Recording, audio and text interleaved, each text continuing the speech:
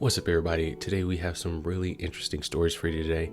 However, this is going to be sort of a data dump. This is the things I've been holding on to over the weekend, and we're going to get into them. They're pretty interesting stories nonetheless, but let's get into it.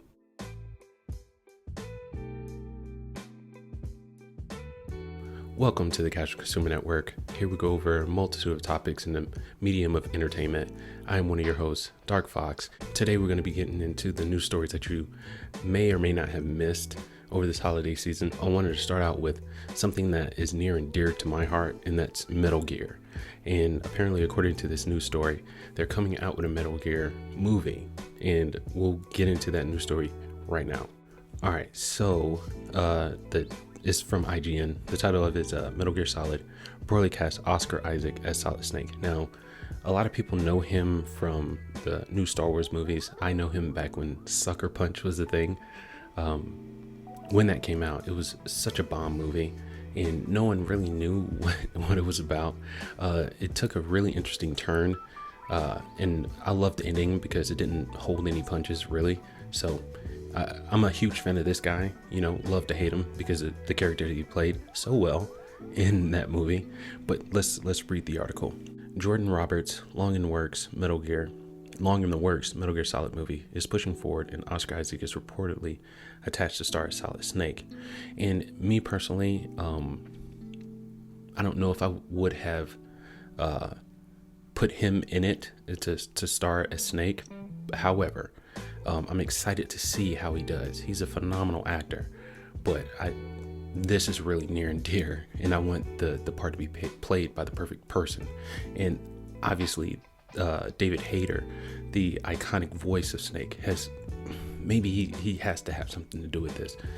But I hope he pulls off the voice. That's one of the iconic staples of Metal Gear. Is his voice is raspy and kind of scraggly, but it's got like a man's man feel to it. But anyway, let's move on.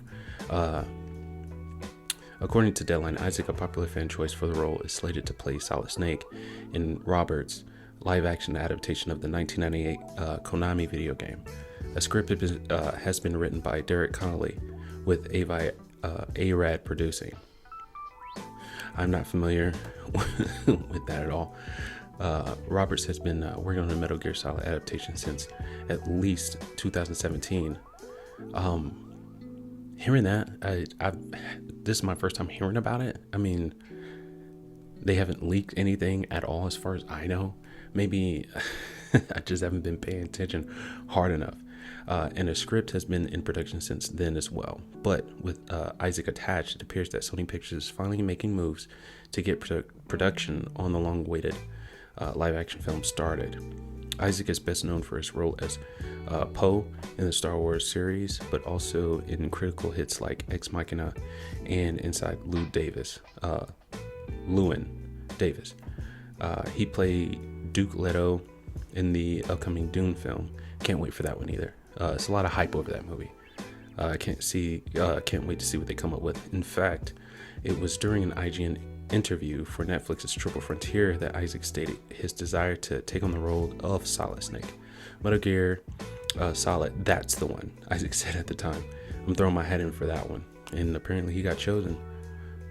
Coming off of his performance in Star Wars, there's no doubt that he's going to be one of those actors that's hitting the crest and just going to be in everything from here on out for at least a little bit. Following the interview, Roberts commissioned artist Boss Logic to mock up what a potential Isaac as Snake would look like, and you can see the results for yourself below. We will be taking a look at that. The musing is not news PSA to everyone asking how I feel about Oscar Isaac saying he wants to play. We're not going to bother with that. We're not going to bother with the video. I guess we won't be looking at that today. No release date or production start date has been revealed for the Metal Gear Solid movie. In other Sony video game movie news, filming has wrapped up on the other long in the works Uncharted movie starring Tom Holland as Nathan Drake. That's another one that I'm looking forward to. Unless it's going to be a prequel, you know what I mean? I know in the last Uncharted we got kind of a prequel to how Nathan Drake got hoisted into that lifestyle, but we know he was a very young kid when that happened, and so maybe Tom Holland is playing that before he gets into his kind of adolescent or into his adulthood. You know what I mean? They might be doing that. I'm not sure. But Tom Holland looks way too young to be playing the Nathan Drake that we know from the games. So they might be doing kind of a prequel type thing. Really looking forward to that one. And this one as well. All right, and now we're moving on to another one that I'm looking forward to. I'm a huge fan of Toy Story. Toy Story 1 came out when I was a young kid, and they were just getting started with the 3D animation. And I have loved every movie that they've put out. 1 was fantastic. 2 was great. 3 was a beautiful end to a sequel. And then it came out with 4, and I was so against seeing this movie. It was unreal. But I did see it eventually. And I gotta say, if they're planning on continuing the franchise, the Toy Story franchise, I think I'm on board, because they've got an interesting story to tell, and I'm interested in seeing where they go with this. Are they gonna continue with Woody and him liberating these other toys, and put them in a lifestyle to let them know that there's more to being a toy than just being someone's toy. You know what I mean? Or are we going to go back to the bedroom with, that sounded wrong, but are we going to go back and see what Buzz and the other toys, Andy's toys, are up to? Anyway, let's get into the article. Pixar's Lightyear, Chris Evans to star in Buzz Lightyear origin movie. Can't wait to see how he does the voice. There are a lot of voice actors, not part of the original, that come in and they really do surprise you. The one that I'm thinking about right now is the Yogi Bear movie, and how Justin Timberlake totally took that and nailed it. Anyway, Pixar has revealed Lightyear, a new feature film based on the inspiration for Toy Story's famous space ranger, Buzz Lightyear. The film was announced by Pixar Chief Creative Officer Pete Docter, bomb name, during Disney's annual Investor Day presentation on December 10th. Lightyear will be a science fiction adventure film unlike anything we've done before, explained Doctor. At first glance, you might think, well, this is a Toy Story film. Well, not so fast. See, back when we recreated the very first Toy Story, we designed Buzz Lightyear with the idea that he was a toy based on some really cool character from an epic blockbuster film. Well, all these years later, we decided it's time to make that film. Perfect. That's I mean, nothing else could be said about that. Let's skip down to what Evans said about this. So Evans himself took to Twitter to share his excitement over starring in Lightyear, saying, "I don't even have the words." He also went on to echo Doctor, reiterating that this isn't Buzz Lightyear the toy. This is the origin story of the human Buzz Lightyear that the toy is based on.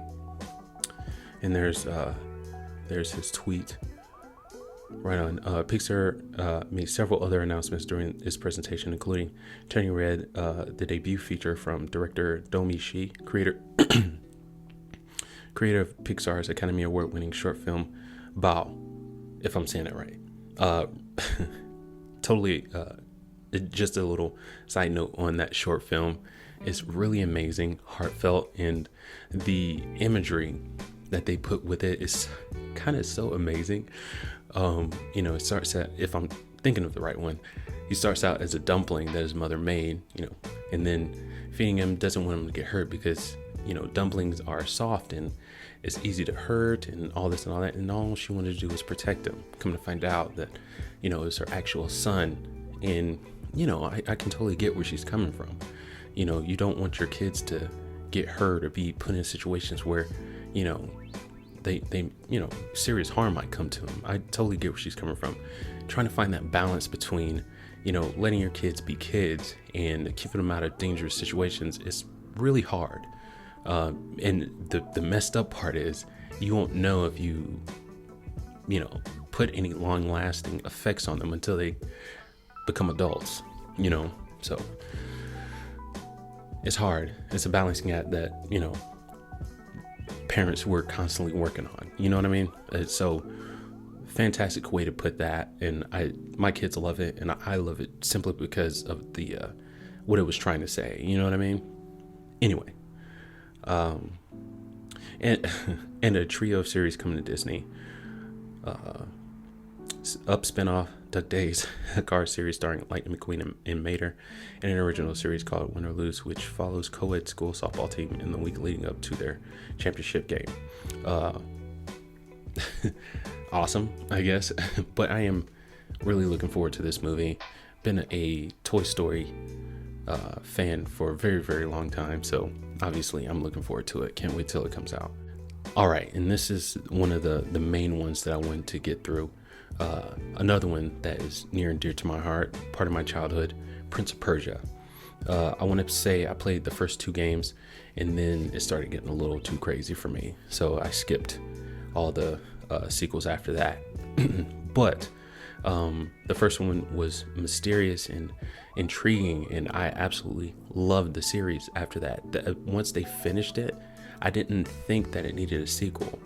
But they made a sequel, and then I wanted to see what the sequel was going to be about, see if it lived up to the first one. To me, personally, it didn't, because it was like they were trying to make conflict out of nothing. So it kind of didn't do it for me, but, I enjoyed it nevertheless. But I decided not to play the one after that. But it looks like they're doing like what a lot of these studios are doing, is they're doing remakes. And it is a welcome, this is a welcome idea for me. It helps me to relive those carefree days where you just come home from school and, play video games, eat pizza, and it wouldn't affect your your waistline and all that good stuff. So let's get into the article. Prince of Persia, The Sands of Time remake delayed. Prince of Persia: The Sands of Time, the remake of the beloved action game, has been delayed. A tweet from the official Ubisoft UK Twitter account announced the remake, which was originally revealed in early September and scheduled to release on January 21st, 2021. That's already passed. That's a shame. Has now been delayed to March 18th, 2021. That's not far behind it. Ubisoft's reasoning for delaying the Prince of Persia remake is a common one. The COVID and the many complications that a year like 2020 has presented. We are excited to put this game in your hands as we retell the story of Prince of Persia and Farah in a reimagined 11th century Persia. Ubisoft wrote thanking fans for their patience. However, 2020 has been a year like no other. Today we wanted to let you know that we are taking additional time to work on the game. We believe this is the right call to ensure we deliver a game you will enjoy. Prince of Persia: The Sands of Time remake will cost $39.99 and be available on PS4, Xbox One, and PC via Epic Games Store, the Ubisoft Store, and Windows and Uplay. There will be no PS5 or Xbox Series X version of the game. That is kind of a bummer, but it will be playable on the next gen console via backward compatibility. Okay. The remake is being developed by Ubisoft Pune and Ubisoft Mumbai, and is using the same Anvil engine that powers the Assassin's Creed games. Voice actor Yuri Lowenthal is returning as the prince. You can read our interview, blah, blah, blah. Okay, so that's really good news. The controversy behind, releasing game before it's ready is kind of encapsulated in Cyberpunk 2077. Me, and I haven't spoken on this controversy at all, but the way that I see it is they should have just released it on, the next gen and PC. The bugs I heard were not that bad. The graphics definitely, and the story definitely made up for the bugs in the game, as far as I know, from what I hear. Where they really messed up is on the old gens, where there was no saving. There was no saving. That the old gens don't have the capacity to play these games. So if it were me, I would have just released it on the next gen and PC. They seem to not be having trouble with it, and then everything that followed after was just a complete and utter disaster. And the business practices that they were doing, hiding how flawed the game was on the old gens, they should just cut out the old gens altogether. Then they wouldn't have had a problem with it. However, I've got to give it to Ubisoft on this one for, I know it was due to COVID and all that good stuff. That is one of the main reasons it had to be postponed. But them taking that time to put tweaks and things like that on it to make sure that the game is as good and playable once it's released, and I think this was even before Cyberpunk hit shelves, and I like them taking that proactive approach so that they can have the gamers trust still, because as far as I know, Project Red has lost all, the gamers have lost all confidence in them. So it's going to take a while for them to get that back. And it, as simple as cutting the old gen out, they would have been okay. But, who am I? You know what I mean? I'm not a game developer. I'm not a CEO at the head of any company. So I have no idea what went into their decision. And it looks like it's coming to bite them in the butt. And so just a few honorable mentions. Mortal Kombat's coming out with another movie. We all know that the Mortal Kombat lore is just as convoluted, and it's not really that good, okay? I play Mortal Kombat for the fighting and the fatalities and everything, from the babalities and things like that, the friendship-alities, the alities, and the fighting. That's why you play Mortal Kombat. You don't play Mortal Kombat for the story. It has a garbage story, and I don't know what they're gonna do with this movie that's gonna make it good. Now, all cards on the table. The first movie is a guilty pleasure for me. It was one of those that came out when I was a kid, and I thought that this was peak movie making. I thought that the fighting sequences couldn't get any better. I thought the CGI or the effects couldn't get any better than that. And then when the second one came out, I was like, oh my God, it can get better. And revisiting those movies years and years later, I couldn't have been more wrong. They are absolutely horrible movies. Horrible. The second one is worse than the first one. How they did that, no idea. Anyway, the first one is definitely a guilty pleasure for me. The second one, I refuse to watch it again. But this one, I don't know what they can do to make this a good movie. No idea. Out of pure curiosity, I'm going to watch this movie. Pure curiosity, that's it. But I am looking forward to it just because I'm curious to see if they can make it even watchable. You know what I mean? But anyway, moving on to our second honorable mention. We've got the... I want to say it's the third. Yeah, we've got the third Spider-Man movie with Tom Holland taking the helm. And it's going to have kind of a Spider-Verse kind of thing going for it. So they've got Tobey Maguire back. I heard some really bad things about that. He's been a diva on set, and he asked for an enormous amount of money, and they're going to give it to him. He was in some of the best Spider-Man movies that we have. You know what I mean? So yeah, I mean, sure, but you don't have to be a punk on screen, on set, Anyway, but they're going to have a Spider-Verse theme to it, and I cannot wait till that comes out. I didn't follow the history of Spider-Man so closely. I got my start into Spider-Man with the cartoons that came on back in the day, and they didn't delve so far into the Spider-Verse, for lack of a better word, Spider-Gwen and that stuff you had to get from the comics. So everything I know is from the Spider-Man cartoons, Raimi's movies, and that's about it, right? So I can't wait to see what they do with this. Maybe they go more into you know, the universe of Spider-Man. I'm really excited to see what they do with this and see how they bring it together. Tobey Maguire, if you see this, stop being a punk on set, dude. It's not that big of a deal. You're just making a movie. And the last honorable mention is going to be Kong vs. Godzilla, or Godzilla vs. Kong. And the trailer dropped. I haven't had a chance to look at it. I've been driving all day, and I just haven't had a chance to look at it. But from what I saw snippets, because, you know, other creators were talking about it, and I saw snippets of it, and it looks really freaking good. My problem is that they've made Godzilla so freaking huge, okay? They've made him so big. How are they going to explain Kong being that big? You know what I mean? Like in the Skull Island movie, he was pretty big, but we didn't have the skyscrapers and things like that to kind of give us a reference point on how big is he. Sure, you know, big mountains, but comparable to a skyscraper, how big is it? You know what I mean? You know, like in a major city or something like that. So I really don't know how big Kong is.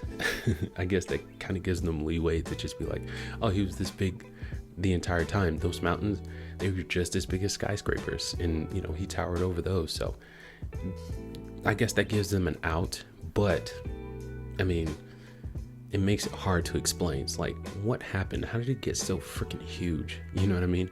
And then not to mention the movie, the Kong movie that came out with Jack Black, that was more close, you know, the story was closer to their original, right? With Jack Black, and I can't remember any other actor or actress in that. I can't remember, but he was tiny. You know, he had to climb the skyscraper, so he's definitely not as big as Godzilla. You're suspending your belief, you're stretching it all the way out. Now, especially, you know, us who are in our 30s now, and who've seen, you know, remakes and retells and all this and all that, and it's like, you know, I guess I'll suspend it a little bit more, you know, especially if it's a good movie. But anyway, thank you guys for stopping by. If you like this video, make sure that you like, share, subscribe, and don't forget to follow us on our Instagram and our Twitter. I'll leave the links down in the description, and you guys have a good day. Peace.